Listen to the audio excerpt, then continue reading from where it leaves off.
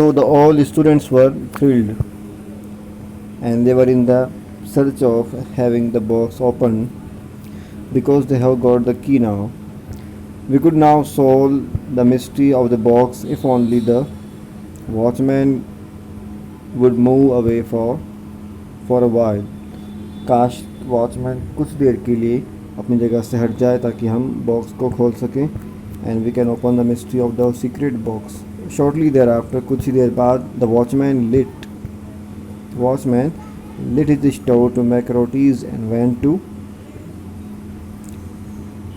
to the water tap with a few utensils. और कुछ ही देर बाद वॉचमैन ने अपनी चूल्हा जलाया रोटीज़ बनाने के लिए और वो वाटर टैप के पास चला गया अपने कुछ बर्तन वगैरह लेकर.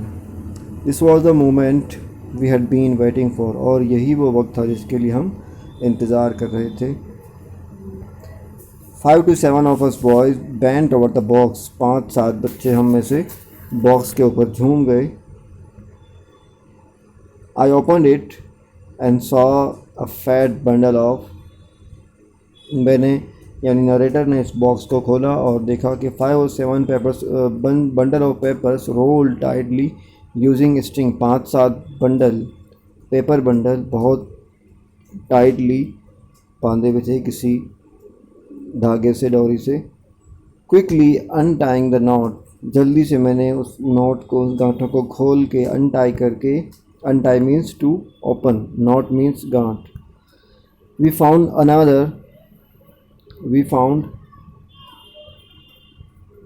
Another paper bundle inside. एक बंडल खोलने के बाद में हमारे सामने दूसरा बंडल आया, paper bundle, which in turn carried yet another small paper bundle. जिसको खोलने के बाद एक और स्मॉल पेपर बंडल निकला.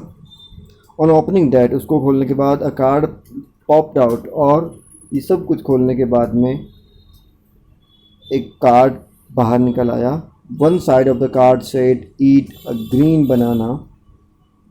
यानी ईट अ ग्रीन बनाना ये कहावत भी है, प्रवर्ब भी हो सकती है, जिसका मतलब है कच्चा केला खाइए. मीन्स जो कुछ है उसी के साथ में सेटिस्फाइड रहिए, उसी के साथ संतुष्ट रहिए. while the other side had the words excessive curiosity is not good. excessive यानी बहुत ज़्यादा, unnecessary excitement या curiosity जानने की उत्सुकता ये अच्छी नहीं होती है. we were shocked and speechless. हम सभी चौंक गए और बिल्कुल खामोश हो गए, बिल्कुल स्तब्ध रह गए. then someone finally said, तभी किसी ने कहा, that boy sure took us for a ride. और इस लड़के ने हमारा मजाक बना दिया आखिरकार. Took us for a ride means tricked us, यानी हमारे साथ चाल चली और हमें बेवकूफ़ बना दिया. You can see this picture. All the boys are very excited and they are firstly they were excited to open the box, but when they had open it they were shocked. Now one of them is reading the card that says eat a green banana. On the other side is written excessive curiosity is not good. So I was just about sorry. Another bird said let's tie it up. किसी ने कहा कि इसको वापस बांध दो. Let's tie it up exactly the way it was. बिल्कुल उसी तरह से जैसे ये बंधा हुआ था.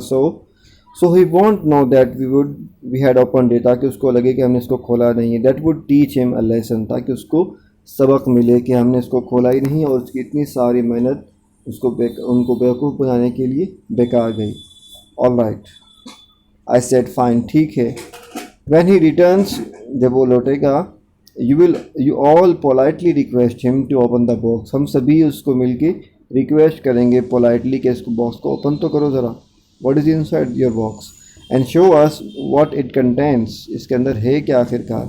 We quickly rolled up all the papers with the string and dropped the bundle inside the box. हमने उस पेपर बंडल को वापस रोल्ड अप कर दिया, यानी वापस बांधा उसी तरीके से जैसे पहले ये बंधे हुए थे, और उस बंडल्स को बॉक्स के अंदर रख दिया.